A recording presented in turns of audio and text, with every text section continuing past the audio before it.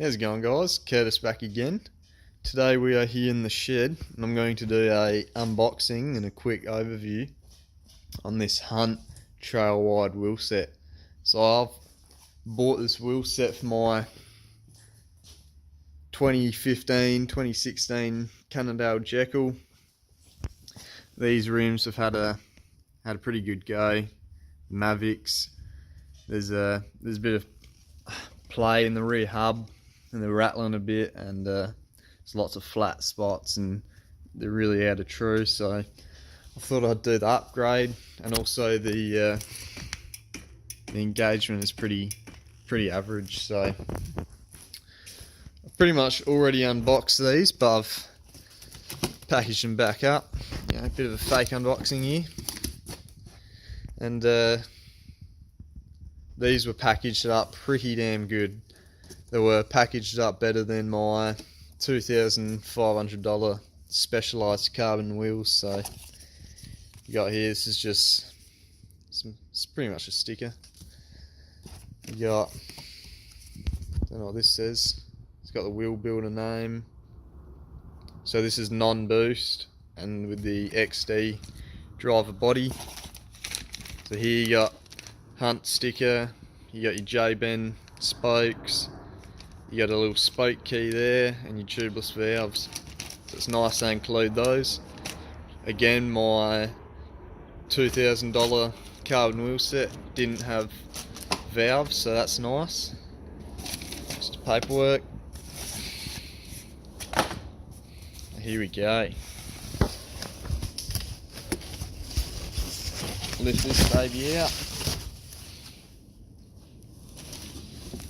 Okay, like as I said, pretty impressed with the packaging. Find which side I have to get these out. Here we go, this way.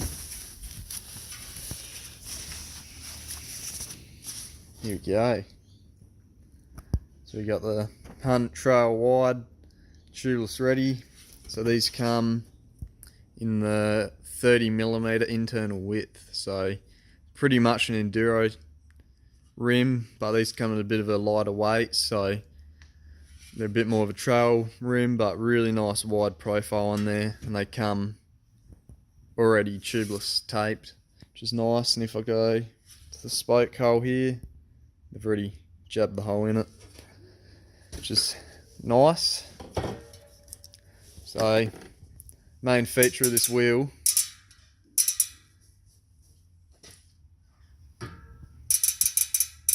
is this 120 point engagement hub. So this thing is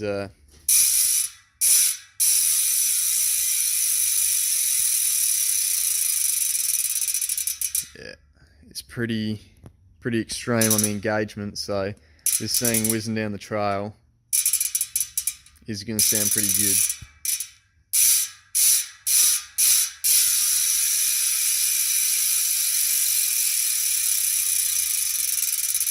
There is a little bit of resistance there, so they ain't spinning forever, but that's the cost of the high engagement. So on the hub here, a bit of a technical difficulty there. So on the hub here, it says bearings by Izo in Japan. So had a quick look at their website, and they seem to make high quality stuff. So I'll get some weights of these wheels and we'll see how we go, and I'll set them up, and it should be sweet.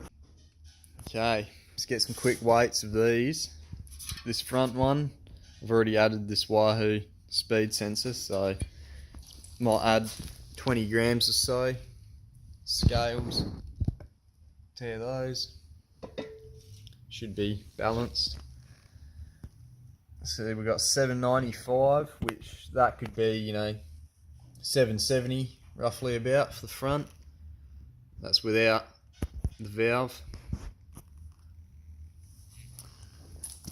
Put that aside. Then we'll go to the rear. See, it's got nothing on it. Move that away. We've got 960, so I'll do the math for that, and we'll see what the weight is. Okay, so after a couple hours of work, the wheels are on. So the tyres in these are 2.3s, and I reckon they come up looking a little bit wider than they used to, only slightly, but they fit on perfect. You know, first go with the air compressor, boom, popped on, no leaks, they sealed pretty good, and I reckon these are looking pretty good compared to the old rims I had, the old Mavic rims here. They did look cool with the yellow spokes and whatnot, but pretty happy with the stealth look on this. Didn't really know where to line the tyres up. I usually go up with the valve, but this sort of was in no man's land, so I sort of lined it up a bit there. And I had to realign the brake calipers, and also had to index the gears as well, which, you know, doesn't really happen that often, but yeah, had to index the gears on that. But the hub sounds amazing, so we got real good engagement right there. And yeah, I'll do a free hub sound test, so let's have a listen. Okay, free hub sound test. Put it in a hard gear. Here's the back pedal.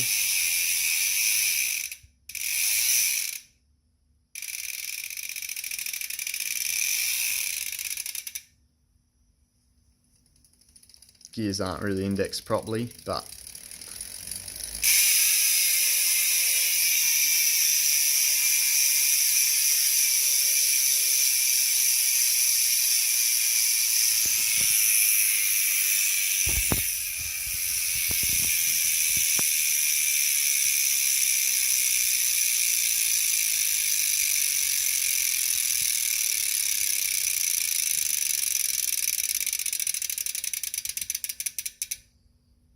pretty good.